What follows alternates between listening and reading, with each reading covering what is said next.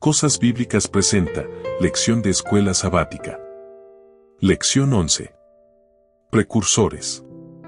Leer para el estudio de esta semana.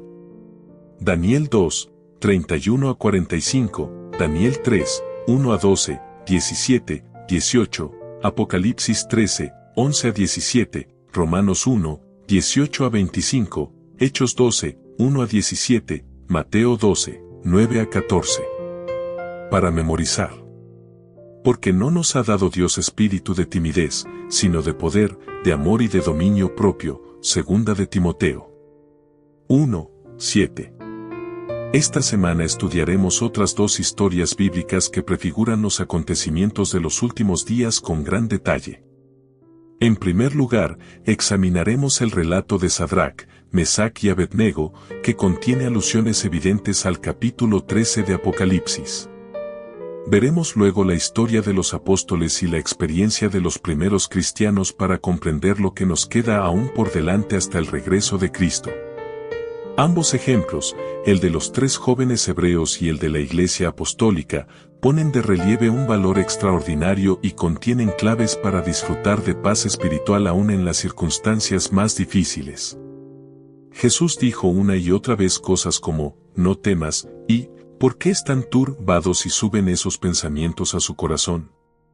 Es importante recordar que el centro de la profecía es Cristo y que debemos por ello ser capaces de escuchar ese mismo mensaje del Señor en las escenas proféticas de los momentos finales de la tierra.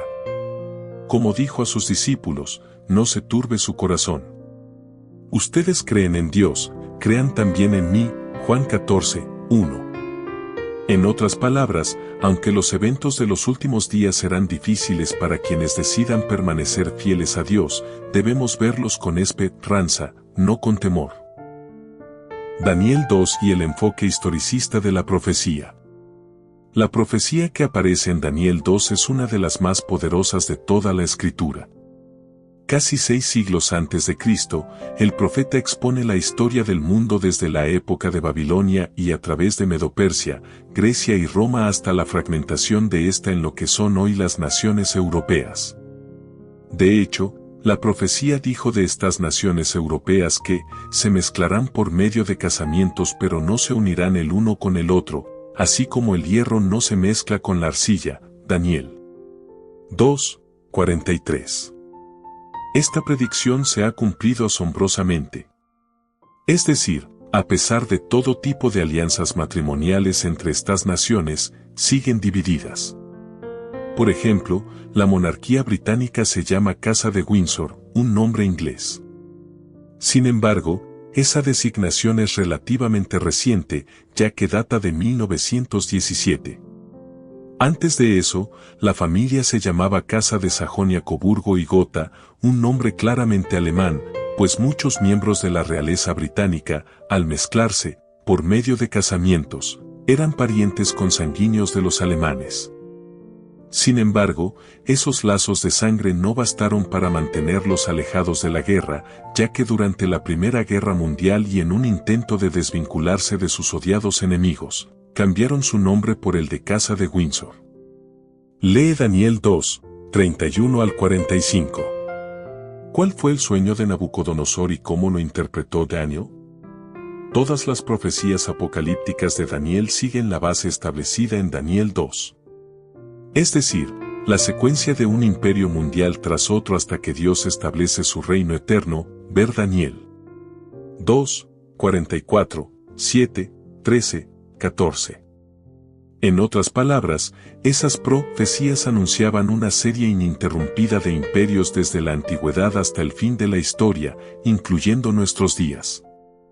Este enfoque o interpretación historicista de las profecías surge de los textos mismos y es crucial para comprender los acontecimientos de los últimos días, particularmente los descritos en Apocalipsis. La adoración de la imagen. La atención que Nabucodonosor prestó a Daniel y a su Dios en un principio, cuando estaba aún impresionado por lo que se le reveló, ver Daniel 2, especialmente los versículos 46 a 48, no duró mucho. Lee Daniel 3, 1 al 12. ¿Qué implica el hecho de que la estatua fuera solo de oro y que el rey exigiera que se la adorara? El rey subrayó su desafío al mensaje de Dios construyendo una estatua que estaba hecha solo de oro. ¿Cuál era el mensaje? Que Babilonia nunca caería y que Nabucodonosor siempre sería rey. Quienquiera que se atreviera a desafiar esa idea sería ejecutado. Esto sirve como un poderoso recordatorio de que nuestro deseo humano de autodeterminación puede cegarnos e impedir que aceptemos la verdad acerca de cómo se desarrollará el gran conflicto.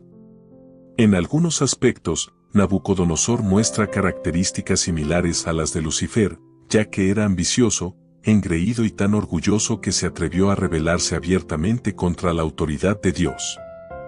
En otros aspectos, por supuesto, hay marcadas diferencias. Nabucodonosor aceptó finalmente al Dios verdadero y es probable que lo encontremos en el reino que tanto desafió. Lee en Daniel 3, 17 y 18 las desafiantes palabras dirigidas por los 3 jóvenes hebreos al rey. ¿Qué nos enseña esto? Piensa en lo fácil que habría sido para estos 3 jóvenes buscar una excusa para evitar esta peligrosa situación. ¿No sería acaso una muestra de fanatismo dejarse quemar vivos por no ofrecer una simple reverencia? ¿No podrían haber fingido, inclinándose para ajustar su calzado mientras oraban a Dios? ¿Valía realmente la pena lo que les esperaba? Pensaban obviamente que sí, aunque lo que dijeron mostraba que eran conscientes de que era muy probable que morirían. Otra imagen y la orden de adorarla. Hace tiempo que los estudiosos de la Biblia ven la conexión entre Daniel 3 y lo que Apocalipsis enseña acerca de los eventos finales. Efectivamente, la orden de adorar la imagen o morir, Daniel 3:15, refleja lo que el Apocalipsis enseña acerca de la orden de rendir culto a una imagen so pena de muerte. Se le permitió infundir aliento a la imagen de la primera bestia, para que la imagen pudiera hablar y dar muerte a todo el que no adore a la imagen de la bestia, Apocalipsis 13:15. Lee Apocalipsis 13, 11 al 17, 14, 9, 11 y 12, 16, 2, 19, 20 y 24. ¿Qué contraste hay aquí que implica un conflicto entre los mandamientos de Dios y los del hombre? El pueblo de Dios está llamado a adorar al que hizo el cielo y la tierra, el mar y las fuentes de las aguas, es decir, al Creador, en contraposición con la bestia y su imagen. Los 3 jóvenes hebreos se negaron, ante una amenaza similar, a adorar a otro que no fuera el Dios creador.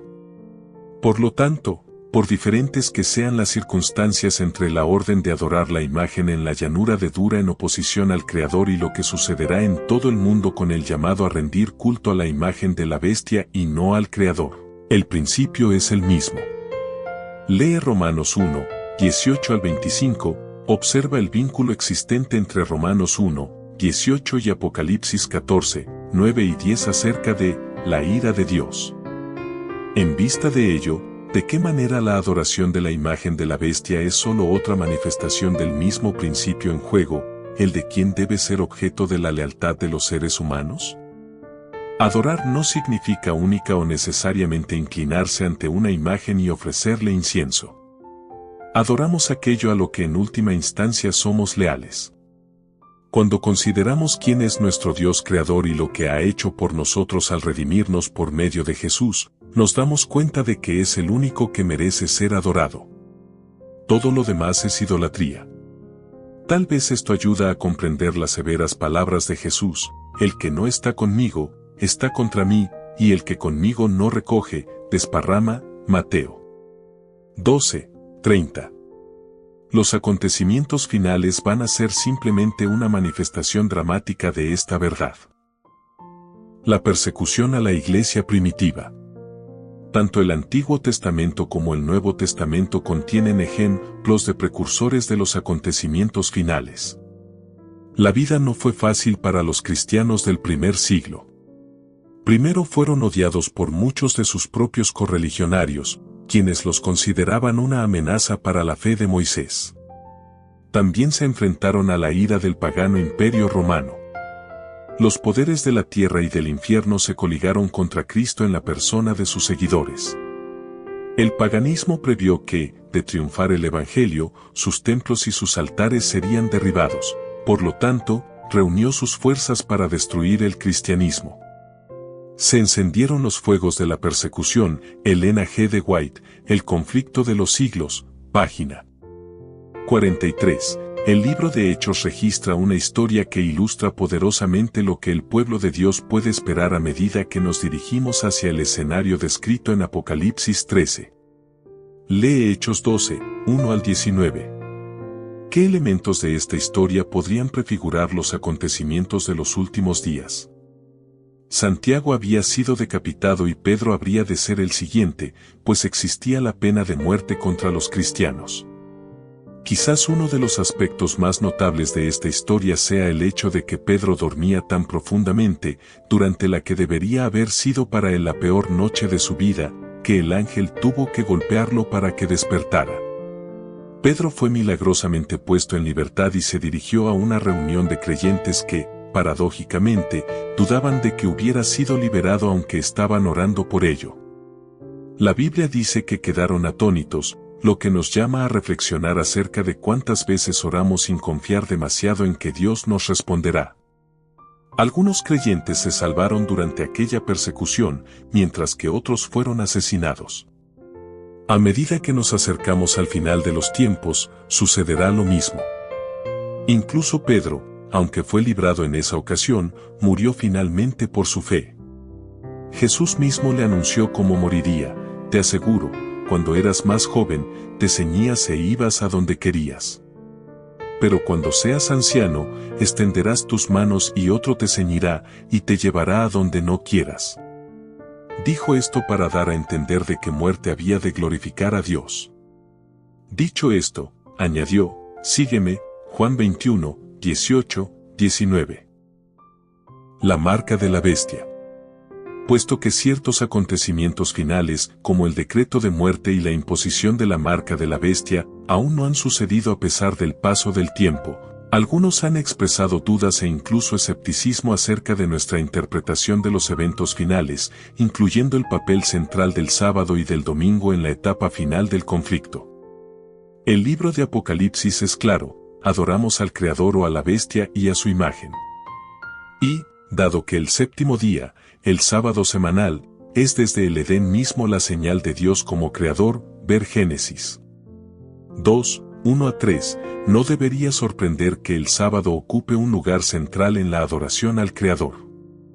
Además, no es coincidencia que el poder representado por la bestia del mar sea el mismo que afirma haber cambiado el mandamiento que ordena observar el sábado como día de adoración al Creador por el domingo, lo cual no es autorizado por la Biblia. Con estos antecedentes en mente, la idea de que el sábado y el domingo intervendrán en la cuestión de la adoración, ya sea al Creador, ver Apocalipsis 14, 6, 7, o a la bestia, tiene mucho sentido. Además, tenemos en el Nuevo Testamento un precursor acerca de la cuestión del sábado, o séptimo día, como día de adoración en contraposición con la ley humana.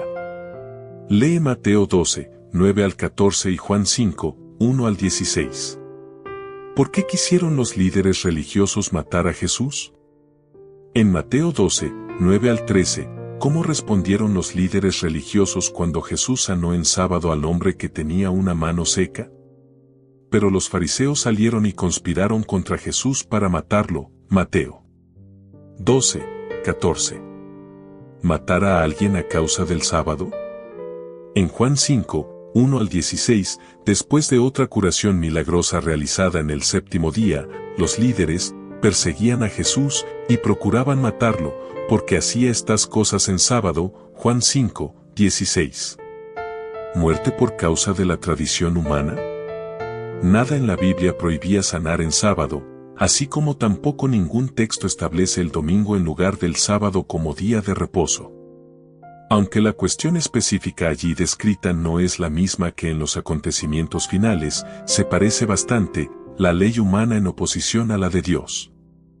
En ambos casos, la ley cuestionada tiene que ver con el sábado bíblico. Para estudiar y meditar. Lee el capítulo titulado La liberación del pueblo de Dios en las páginas 619 al 633 del libro El conflicto de los siglos de Elena G. de White. En todos los tiempos Dios se valió de santos ángeles para socorrer y librar a su pueblo. Los seres celestiales tomaron parte activa en los asuntos de los hombres. Aparecieron con vestiduras que relucían como el rayo, vinieron como hombres con atuendo de caminantes. Hubo casos en que aparecieron ángeles en forma humana a los siervos de Dios. Descansaron bajo los robles al mediodía como si hubiesen estado cansados. Aceptaron la hospitalidad en hogares humanos. Sirvieron de guías a viajeros extraviados. Con sus propias manos encendieron el fuego del altar. Abrieron las puertas de las cárceles y libertaron a los siervos del Señor. Vestidos de la armadura celestial, vinieron para quitar la piedra del sepulcro del Salvador. A menudo suele haber ángeles en forma humana en las asambleas de los justos, y visitan también las de los impíos, como lo hicieron en Sodoma, para tomar nota de sus actos y para determinar si excedieron los límites de la paciencia de Dios. El Señor se complace en la misericordia, y por causa de los pocos que les sirven verdaderamente, mitiga las calamidades y prolonga el estado de tranquilidad de las multitudes. Los que pecan contra Dios no se dan cuenta de que deben la vida a los pocos fieles a quienes les gusta ridiculizar y oprimir. Elena G. de White, El conflicto de los siglos, páginas 614 y 615. Preguntas para dialogar. 1. Lee 2 de Timoteo 1, 7. Analiza los aspectos de la profecía que más te han preocupado. ¿Cómo podemos librarnos del temor y encontrar el mensaje de esperanza de Dios aún en medio de las profecías que se refieren a la persecución por causa de la fe? 2. Aunque en este momento puede ser difícil ver cómo el sábado y el domingo podrían convertirse en el epicentro de los acontecimientos finales, nota cuán rápidamente puede cambiar el mundo. ¿Qué debería enseñarnos esto acerca de no basar nuestra fe en los acontecimientos actuales, que pueden cambiar en un instante, sino solo en la palabra de Dios? 3. Piensa en Daniel 2, e incluso en Daniel 7. Todos los imperios. Para estudiar y meditar. Lee el capítulo titulado Mente como fue predicho. El mensaje de esperanza de Dios aún en medio de las profecías que se refieren a la persecución por causa de la fe. 2. Aunque en este momento puede ser difícil ver cómo el sábado y el domingo podrían convertirse en el epicentro de los acontecimientos finales, nota cuán rápidamente puede cambiar el mundo. ¿Qué debería enseñarnos esto acerca de no basar nuestra fe en los acontecimientos actuales, que pueden cambiar en un instante, sino solo en la palabra de Dios? 3. Piensa en Daniel 2, e incluso en Daniel 7. Todos los imperios surgieron y desaparecieron exactamente como fue predicho. Desde nuestra perspectiva actual, solo queda un reino por aparecer. ¿Cuál es y por qué podemos estar seguros de que surgirá así como fue anunciado?